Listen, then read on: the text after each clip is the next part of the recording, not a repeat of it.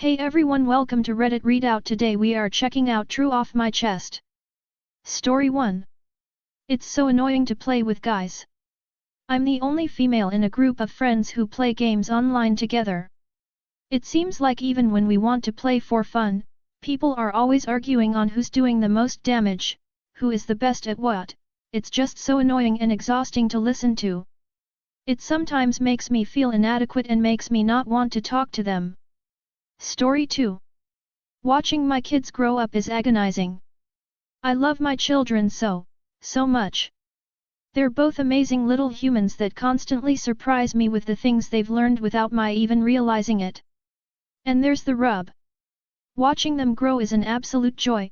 One is a toddler, the other in preschool, so they're in that stage where they grow absurdly fast, but still want affection.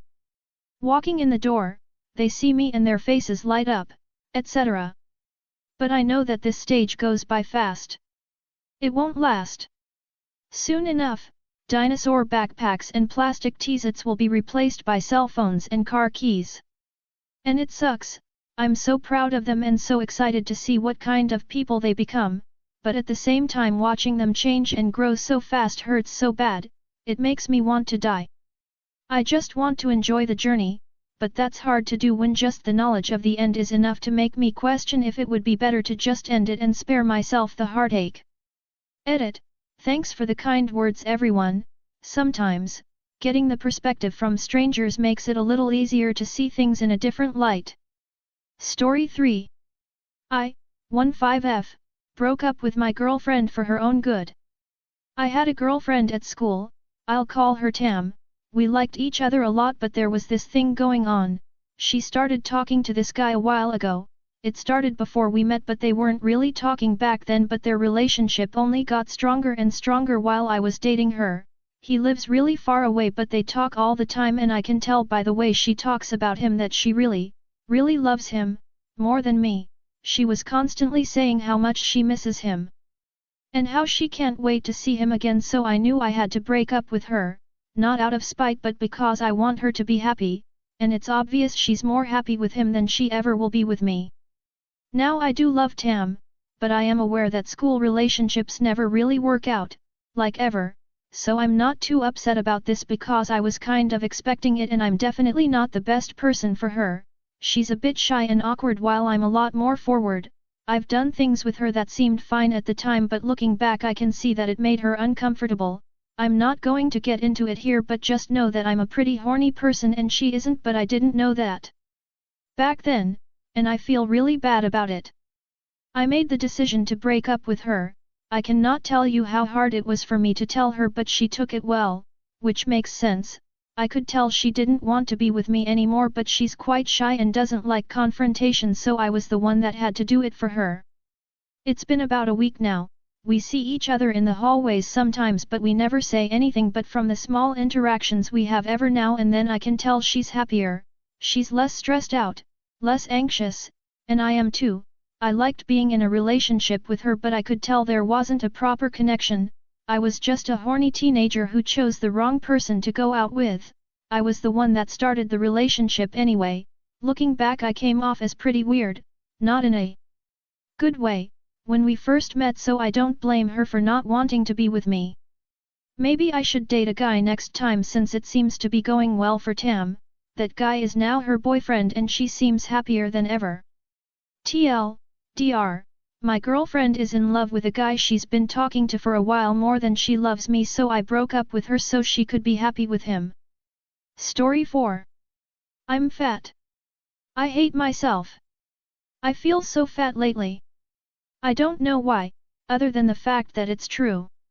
I've been crying myself to sleep at night or just sitting and thinking about it for hours. For weeks now. I haven't lost weight and I can't even commit to a diet for more than 2 days.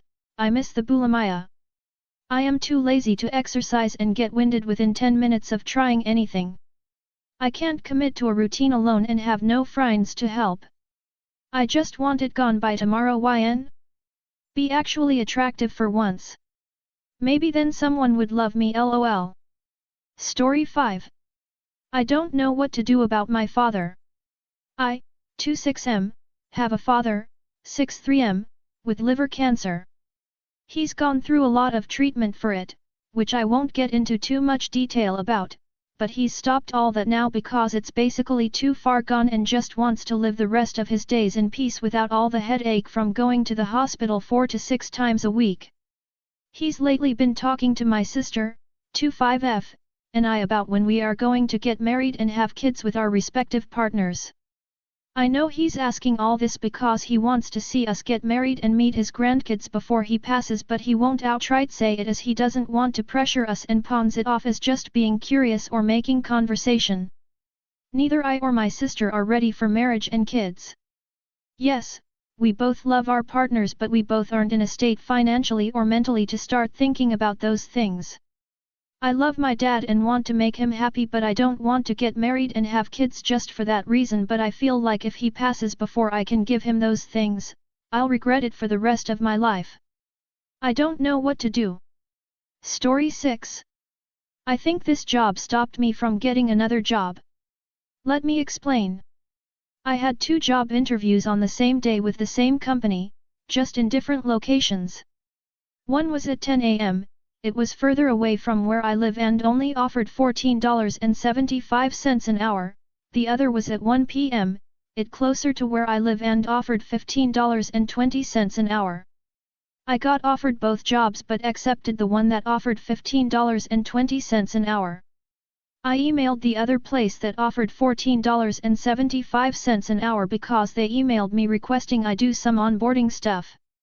This is what I emailed: "Good afternoon. Unfortunately, I will not be able to accept the job offer at this time. I just had an interview with another company name at 1 p.m. and they offered me a position and I am going to accept their offer. Thank you for your time and the job offer. I hope you find another candidate soon." The lady responded, "Can you tell me what location?" I told her. I was a little worried, but I was just trying to be professional, and I just hoped she wasn't going to be evil and do anything behind my back. This is also a big company, so I hoped that the stores all didn't have personal relationships with one another. It's not like some small family franchise. This all happened on the same day as the interviews, which was this past Wednesday. The location that offered me the job that I was going through with accepting, told me after the interview that HR would call me tomorrow to set up when I will come in for orientation. They never called. I wake up this morning with an email from them saying they will move forward with other candidates. I was the perfect candidate. I'm a veteran. The lady interviewing me loved me. She kept smiling throughout our interview. They have this piece of paper where I am going to assume they rate your responses 0 to 3, 0 being the worst and 3 being the best. She gave me 3s for every one of my answers, so did the other interviewer, and I got offered both jobs. That's why I assume 3 is the best. I was willing to close on Friday, Saturday, and Sunday. I had experience in the field, and ultimately I was offered the job already and I accepted it.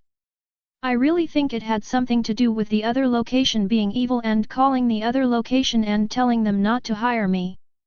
Like I feel so stupid for telling them which location hired me. I should have just told them something very vague like I got offered another job. That wouldn't have been a lie, it just would have been the vague truth. But now I know better. I really hope if the other location is responsible for this that they get their karma. That's so FD up. To stop someone from getting a job just because you're mad they didn't choose you? They already have a job. It's not like me not accepting their offer was going to make them lose their job. Like everyone is out here trying to survive and they are really going to be a roadblock for someone like this just for because they're mad? Like I've been very stressed for weeks now trying to find a job and I've been able to relax because I got one. Now I'm back stressed and back to square one. I have a phone interview this upcoming Monday with a company that would actually be a lot more fun to work at, but it's a phone interview. I just feel a little iffy about it. Wow, as I'm typing this post, another company just emailed me asking me for an in-person interview this Tuesday. Both upcoming job interviews are with companies I would prefer to work with over the company I was talking about in this post.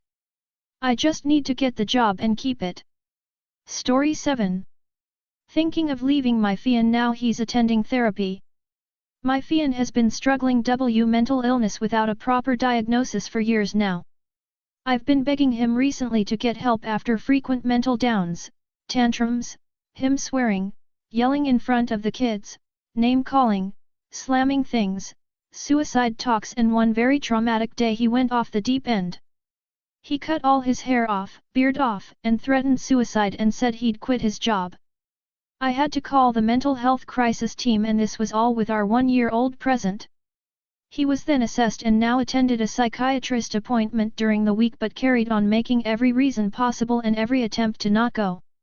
I left about a month ago and came back where he promised he would get help, but now it's feeling like too little too late as his old habits are creeping back fast, such as promising to stick to beer then drinking spirits, going out 2 days in a row after being at a day 2 business trip, and telling me I abandoned him for needing to leave to protect our son during this behavior and him refusing help previously.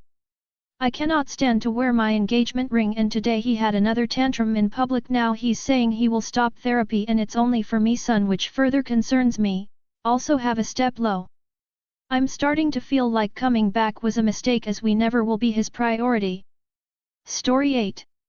My GF of over 3 years has been cheating the whole damn time, and honestly it how I'm meant to go on. I fucking loved this girl so much.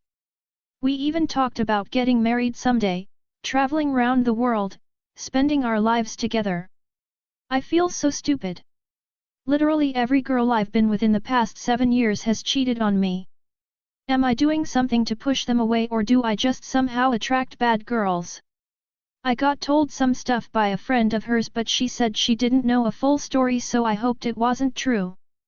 So I did some more digging and found messages my GF had told this friend of hers about guys she was getting with and bragging about it. About 3 months ago she told me her mother was really sick and in hospital, so she'd take some time to go be with her. Obviously I respected that, but it was all just a big fat lie to go spend time with her new BF. Even before I found all this out, our relationship wasn't in a good place. We've been through a lot of shit, and honestly it had worn me down to the point where I'm just emotionless and numb. But until the other day I'd decided that I was gonna have a talk and try and fix stuff between us, because I thought we loved each other and the other shit doesn't matter. I feel like the world's biggest idiot. How did I not see the signs? I've been through the same thing so many times. I just thought she was different. I've had a rough year besides the relationship, having to deal with depressed, anxiety and suicidal thoughts, and the one thing that always kept me from just ending it was her. Now what do I have? It's so hard cause I feel like I still love her, but I know I can't take her back. I know I'd never be able to trust her or believe anything she says. I was honestly hoping to wake up this morning and it was all just a horrible nightmare. Unfortunately it was all real and it's what I'm meant to do. Sorry for the long read, just needed to rant. That's all for today. Please don't forget to like and subscribe.